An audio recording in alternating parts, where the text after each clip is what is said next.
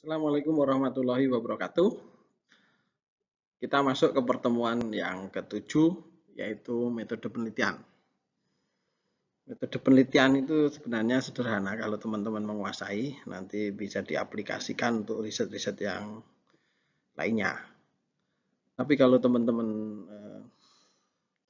kurang menguasai, nanti juga ini jadi masalah. Jadi dianggap sebagai momok, padahal sebenarnya metode penelitian itu merupakan sesuatu yang cukup menyenangkan karena ini terkait dengan bagaimana teman-teman nanti akan bekerja di lapangan.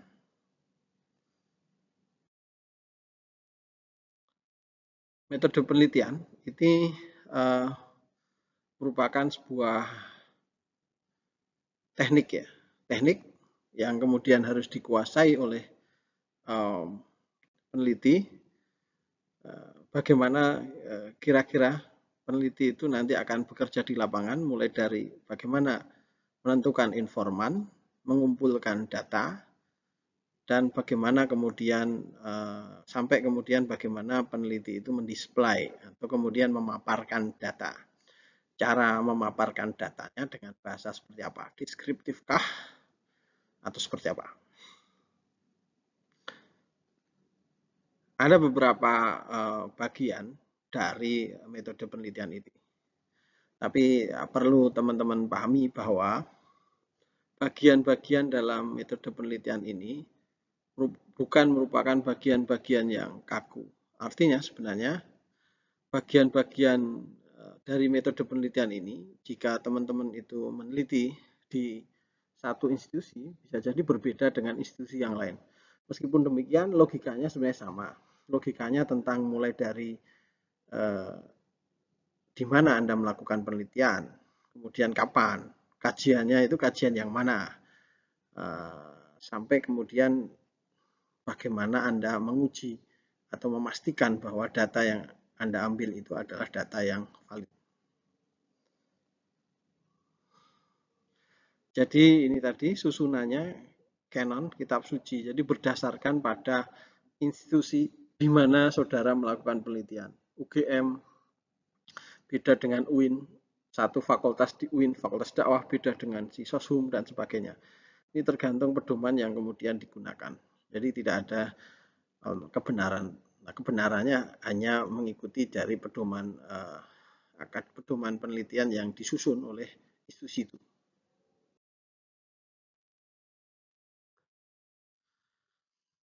Metode lokasi penelitian atau isi dari metode penelitian itu salah satunya ada di dakwah itu, lokasi penelitian itu nggak pernah disampaikan ya. Tapi menurut saya penting. Di dakwah itu poin nomor satu itu adalah jenis penelitian. Tapi menurut saya lokasi penelitian itu penting. Jadi Anda itu penelitinya di mana? Biar jelas. Meskipun itu sudah dijelaskan di bagian judul misalnya, judulnya sudah ada alokasi penelitian, menurut saya perlu ditegaskan kembali di bagian ini. Ya sekedar mengulang sedikit lah. Mungkin di bagian ini juga perlu dikasih penjelasan kenapa lokasi itu diambil. Tapi kalau kemudian lokasi itu diambil sudah dijelaskan di latar belakang, ya berarti di bagian ini nggak perlu menjelaskan. Hanya memastikan bahwa riset ini dilakukan di mana. Kemudian bagian yang lainnya adalah waktu penelitian. Kapan penelitian Anda lakukan? Dari bulan apa sampai bulan apa? Sesuai dengan izin penelitian misalnya. Tapi tidak sesuai juga nggak menjadi masalah karena mungkin ada bagian-bagian riset yang kemudian izin penelitian itu hanya formalitas, misalnya kayak gitu. Jadi izin penelitian atau apa waktu penelitian itu sesuai dengan kapan Anda melakukan riset itu. Tapi waktu penelitian itu dibagi dua itu tadi. Yang satu itu waktu kapan Anda melakukan riset, yang kedua adalah kapan Anda melakukan kajian itu.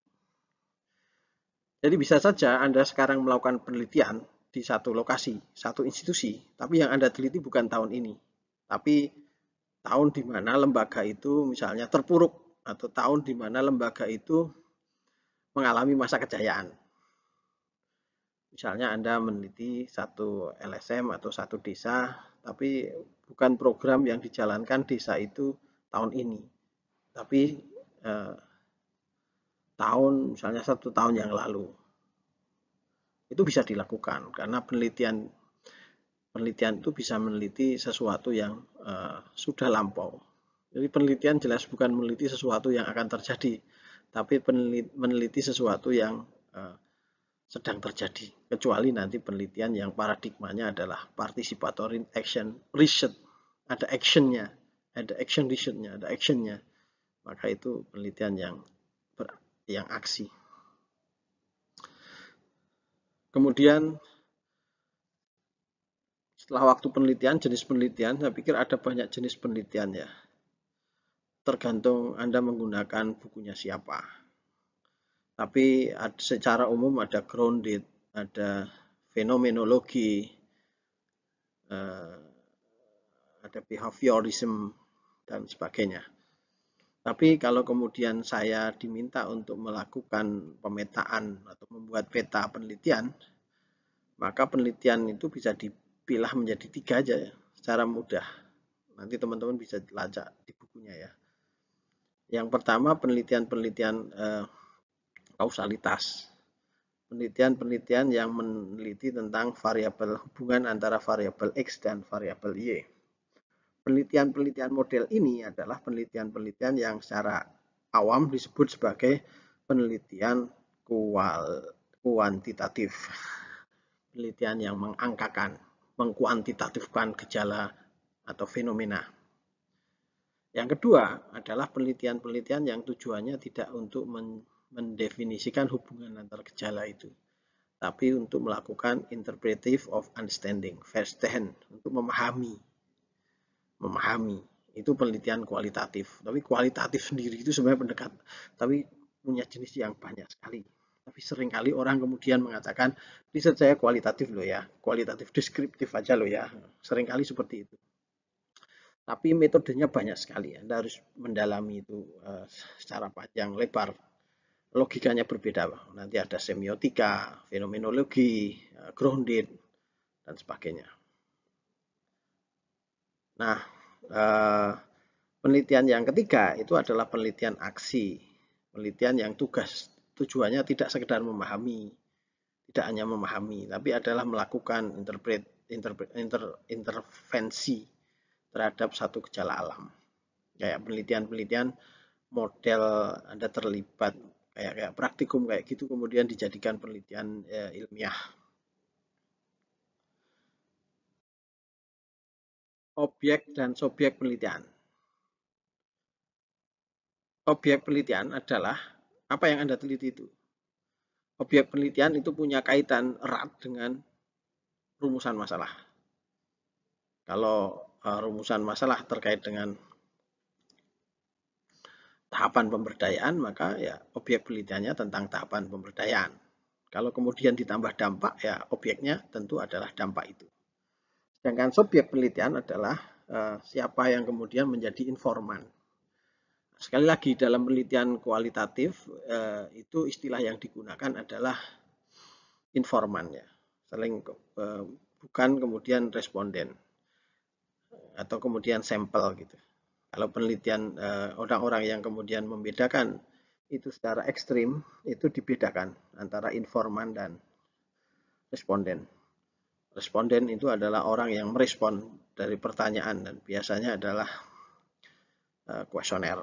Maka itu di penelitian kuantitatif. Kalau kualitatif seringkali yang kemudian ditulis adalah informan, bukan responden atau sampel.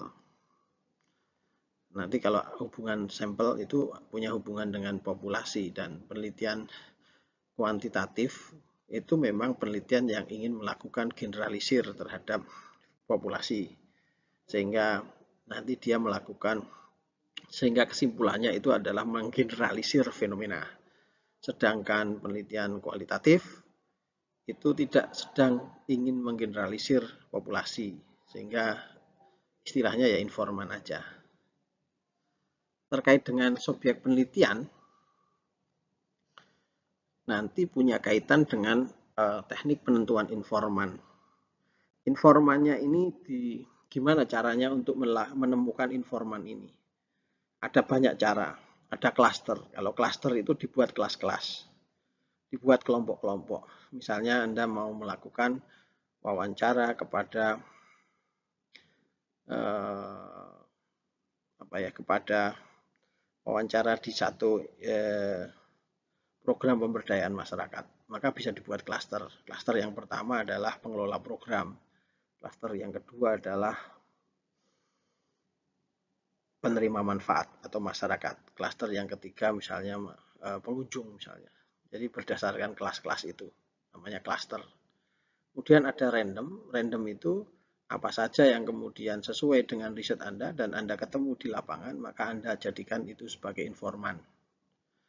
Kalau purposif itu penentuan informan bertujuan, Anda harus membuat kriteria-kriteria tertentu, sehingga kemudian ketika nanti ada calon informan datang di lapangan, maka Anda periksa apakah informan-informan itu memenuhi syarat kriteria itu atau tidak. Kalau memenuhi syarat ya kita gunakan sebagai informan, kalau tidak ya kita lepas. Nah, ada pertanyaan, berapa banyak sih informan yang diambil?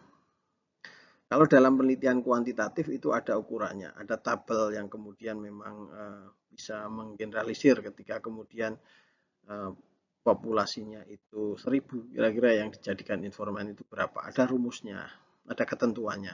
Tapi di penelitian kualitatif itu tidak diatur. Ya, karena penelitian kualitatif itu tujuannya untuk melihat kira-kira variasi apa yang terjadi di lapangan. Jadi selama kemudian informan itu ketika Anda ngambil satu masih ada, tentu kemudian kalau satu sih ketika kemudian tidak itu satu-satunya informannya, maka Anda harus cari informan yang kedua. Kemudian informan yang kedua itu memberikan data-data yang kemudian berbeda dengan informan yang ke satu itu, maka Anda bisa kemudian mencari informan yang ketiga. Kalau ketiga informannya masih memberikan informasi yang berbeda lagi atau data baru, kemudian Anda bisa yang keempat, kelima, dan sebagainya. Nah, penelitian itu akan dikatakan bisa diakhiri ketika kemudian peneliti mengatakan bahwa data yang didapat itu sudah jenuh ya, hampir sama. Nah, ketika kemudian data yang didapat itu sudah hampir sama, maka kemudian peneliti bisa mengatakan penelitian saya sudah cukup sampai di sini. Maka kemudian peneliti bisa mengakhiri risetnya dan kemudian menghitung berapa jumlah informan yang dia dapatkan. Jadi dalam proposal penelitian jumlah informan tentu tidak bisa ditentukan kecuali memang Anda ngambil kecuali kemudian yang diteliti itu skupnya kecil dan Anda tahu bahwa itu hanya ada 5 orang misalnya. Tapi kalau skupnya masyarakat yang cukup luas, maka Anda nggak bisa menentukan jumlah informan di depan. Teknik pengumpulan data. Teknik pengumpulan data adalah tentang bagaimana data itu dikumpulkan. Gampang ini, yang jelas ada wawancara atau interview. Interview itu ada macam-macam ya. Ada wawancara mendalam, kemudian terstruktur, semi struktur, terpimpin, tidak terpimpin. Itu tergantung kemudian buku yang teman-teman gunakan, referensi yang Anda gunakan. Istilahnya bisa berbeda-beda. Tapi wawancara itu jelas kemudian alat atau instrumen yang digunakan adalah mulut. Dan mulut itu kemudian hasilnya adalah tulisan dalam bentuk verbatim, catatan dialog itu.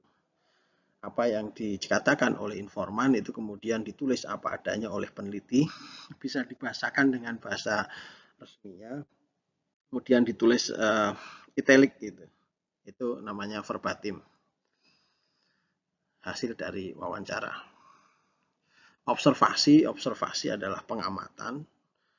Tentu kalau pengamatan dia menggunakan mata, alat bantu untuk mengambil data dengan mata itu dah dengan foto. Tapi foto yang dikumpulkan oleh peneliti, bukan foto yang kemudian didapat dari lapangan atau dari informan. Tapi foto yang benar-benar yang mengumpulkannya adalah peneliti sendiri. Dokumentasi adalah data yang didapat di lapangan, bentuknya adalah grafik dan sebagainya, tabel dan sebagainya. Data lama ini kemudian diolah oleh peneliti sendiri, kemudian dibuat tabel atau grafik. Kemudian teknik validitas data. Teknik validitas data ini adalah bagaimana peneliti memastikan bahwa data yang digunakan itu adalah data yang benar. Kebenaran data yang digunakan adalah data yang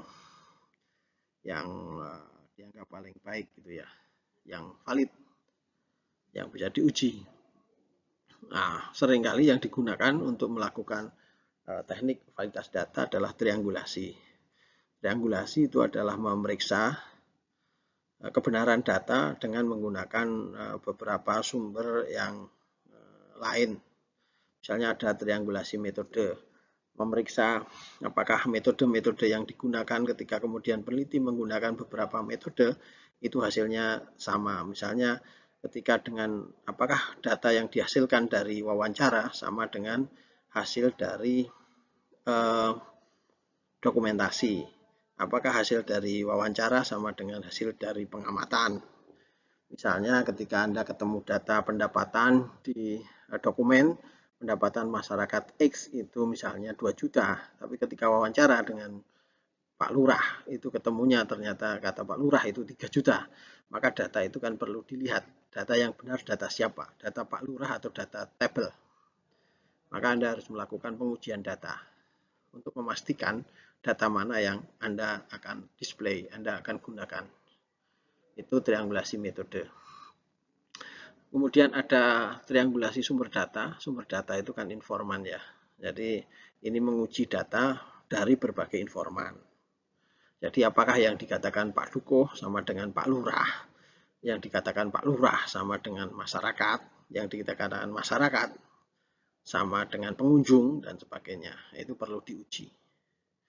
Kemudian ada triangulasi teori, jadi melihat apakah hasil dari riset itu sama dengan teori. Saya jarang sih menggunakan triangulasi teori, tapi itu bisa digunakan.